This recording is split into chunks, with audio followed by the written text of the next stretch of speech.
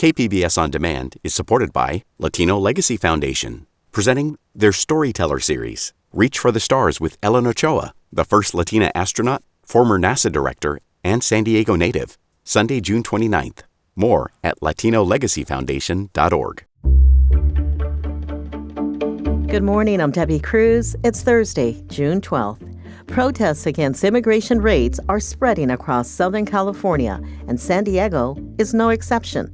More on that next. But first, the headlines.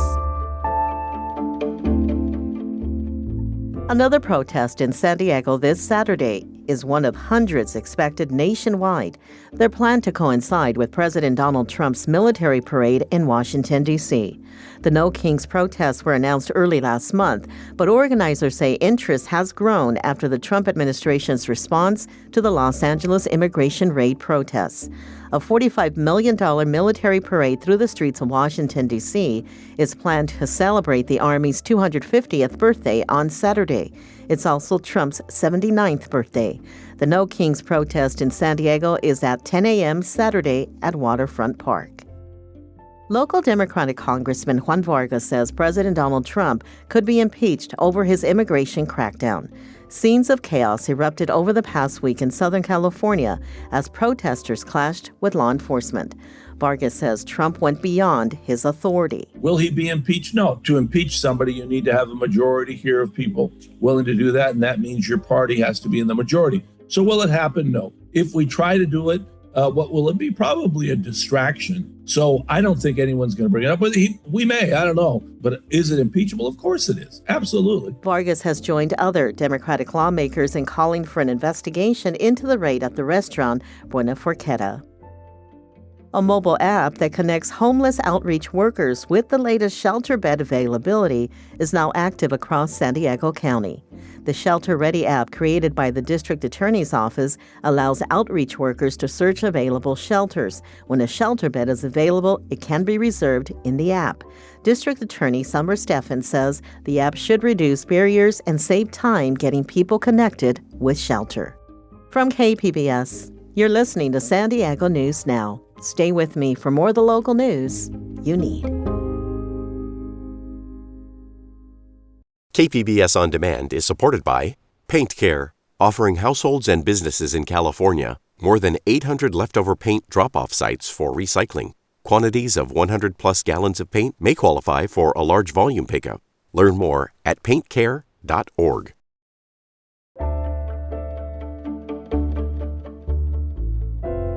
San Diegans were out protesting yesterday against the recent raids by Immigration and Customs Enforcement across Southern California.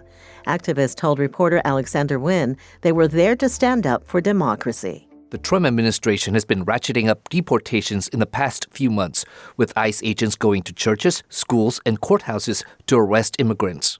Outside the courthouse in downtown San Diego, about a dozen protesters were there to denounce such actions. Thomas Witkowski was not part of the protest, but has been coming here with the group Detention Resistance for the past 3 weeks to document the courthouse arrests. It's been very disheartening to see the dehumanization of these folks who have committed no crimes, pose no threat to the community, and are being punished and detained so that they can meet these arbitrary quotas. In an interview with KPBS Midday Edition, Congressman Juan Vargas called Trump's actions scandalous and a huge overstep of his presidential powers. Alexander Nguyen, KPBS News. After months of discussion, San Diego City Council members approved a revised $6 billion budget Tuesday evening for the fiscal year beginning July 1st. Reporter Jacob Baer says library advocates are looking at the revised budget as a win. The council voted 7-2 to restore millions of dollars of proposed cuts from Mayor Todd Gloria's May budget. Some of the major issues at stake include the restoration of funding to parks and recreation centers and Monday hours to 16 of the city's 37 libraries. Sundays will remain closed. Patrick Stewart is CEO of the San Diego Library Foundation. He sees Monday hours being partially restored as a step in the right direction. It was really important, particularly in under-resourced neighborhoods, that we keep those branches open. The city's independent budget analyst, Charles Modica, expressed concern with the modified budget. He told council members immediate cuts would be needed if there's an economic downturn. Mayor Todd Gloria has until June 15th to sign the budget into law or exercise his veto authority. The city council has the option to override a veto with 6 votes. Jacob Ayer, KPBS News. San Diego was relying on a trash fee to help with its budget woes. In our next Why It Matters segment, Voice of San Diego CEO Scott Lewis recaps the crucial vote on trash and explains what happens next. It's official. Most owners of single-family homes in San Diego will now have to pay the city a fee of up to $43 per month for trash pickup. It's the first time in more than 100 years that the city will charge for that service.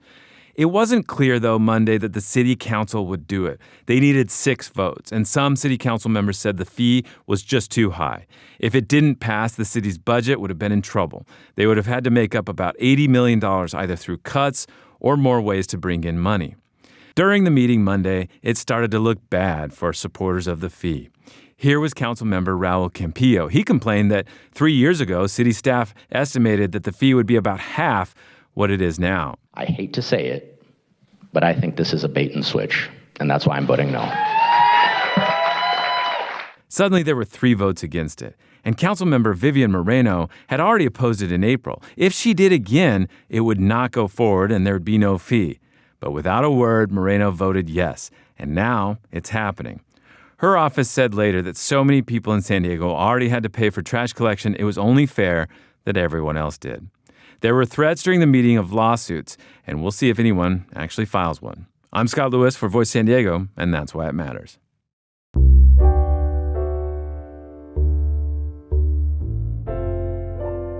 ICE agents continue to arrest people as they come out of immigration court. Reporter Gustavo Solis says this is part of the Trump administration's broader legal strategy to increase deportations. When ICE agents began arresting people in San Diego's immigration court, local immigration lawyers were not surprised.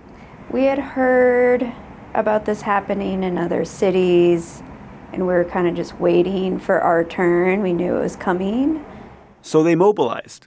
Tracy Crowley was one of them. On May 22nd, she rushed to the Edward J. Schwartz Federal Building in downtown San Diego and represented a Colombian man seeking political asylum. He can't go back home. He's in danger at home, and that's why he's here. He had filed his asylum application. He had attended every single court hearing. And he was doing things the right way because he is an attorney in Colombia and knows how important it is to fulfill your legal obligations if you want the benefit of being in a new country. Even though Crowley says the man obeyed the law and showed up to his hearing, ICE agents arrested him when he walked out of the courtroom. Immigration lawyers say this is an example of a new tactic in the Trump administration's mass deportation strategy. It involves funneling people into fast-track deportation hearings known as expedited removals. Ginger Jacobs is an immigration lawyer with more than 20 years of experience. So it's very unusual. That's why it's getting a lot of attention. The strategy is that the Department of Homeland Security attorney, who's considered like the prosecutor in the case, makes a motion to the judge saying, we would like to terminate proceedings. We would like to dismiss all charges against this person. Now, normally we would think, as an immigration attorney, you would think that's a good thing. Hey, your client's out of immigration court proceedings. Yay, now you can maybe move on to pursue another form of relief. But that is not what's happening. By terminating cases, Jacob says that the federal government can then rearrest immigrants who have been in the country less than 2 years and try to deport them without a formal hearing. But the reason that they were trying to terminate cases was that if the case was terminated, if the person was not under the court's jurisdiction, then they were being subjected to expedited removal proceedings, which is a form of removal that does not involve a judge. Under expedited removal, immigrants have far fewer rights. They don't get a lawyer. And instead of a hearing by an impartial judge, they are interviewed by a Department of Homeland Security employee. Lawyers say that this strategy is a way to avoid giving immigrants due process. It is exactly what immigration lawyer Andriana Sarkis says ICE tried to do to one of her clients. It seems that they're targeting people who have been in the United States for under 2 years because they're able to put them in expedited removal proceedings instead of waiting for the entire process to reach the end. Sarkis opposed ICE's motion to dismiss her case, so the client was not put into expedited removal. But he was still arrested and sent to the Otay Mesa Detention Center, where more than 80% of all detainees do not have a criminal record.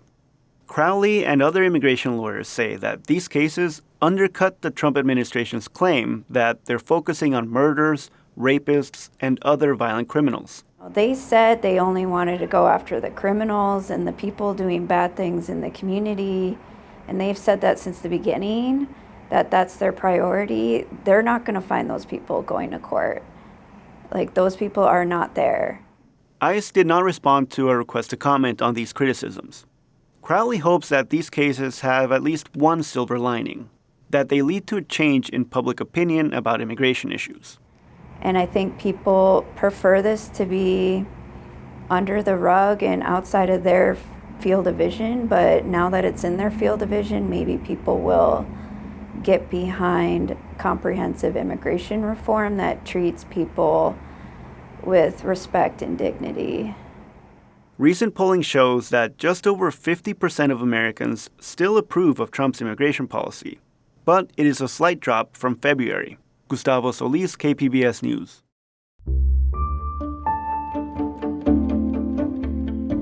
Celine's song got Hollywood's attention with her feature debut, Past Lives. The indie film earned a surprising but well-deserved Oscar nomination for Best Original Screenplay. Cinema junkie Beth Accomando says song now moves up to A-list players with her new film, Materialists. Celine Song's Past Lives was a gracefully nuanced and poignant romantic triangle in which you care deeply for all the characters. With Materialists, she gives us another romantic triangle, but this time a professional matchmaker is at the center. Hey, are you single? I'm a matchmaker. Give me a call if you want to meet somebody. Lucy has a knack for pairing up total strangers, but doesn't know how to manage her own relationships. She has a lovable ex who's still broke and a perfect 10 suitor who checks all her boxes: wealth, looks, and dining choices. You are what we call a unicorn. An impossible fantasy. The film is Song's take on Hollywood rom-coms. That means she uses the formula, but eschews the hysteria and sitcom shenanigans to create something a little richer and more thoughtful, yet still entertaining.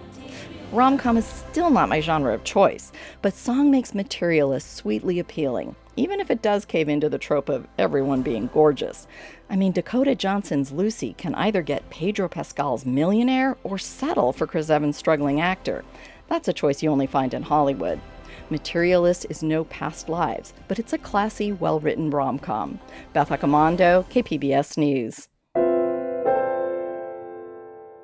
It's the unofficial start of summer. The San Diego County Fair is now open. North County reporter Tanya Thorne tells us about this year's spectacular theme. The sounds and smells of the San Diego County Fair are back. Visitors lined up on opening day to enjoy the food, rides, and exhibits the fair has to offer. And this year, visitors could end up leaving the fair with a new friend, because the theme is Summer Pet-tacular. Jordan Fry is with the San Diego Humane Society. So we do have some adoptable pets here from San Diego Humane Society. Right now we have some of these adorable kittens, as well as some bonded guinea pig pairs here as well. Adoptable pets are available at the fair, but pickup is coordinated at a campus at a later date. Fair organizers remind visitors that personal pets are not allowed at the fair. Some money-saving tips include food value meals, pay one price wristband days, and public transportation that includes fair admission. The fair is open Wednesday through Sunday and will be running until July 6th. Tanya Thorne, KPBS News. That's it for the podcast today. As always, you can find more San Diego news online at kpbs.org. I'm Debbie Cruz. Thanks for listening and have a great Thursday.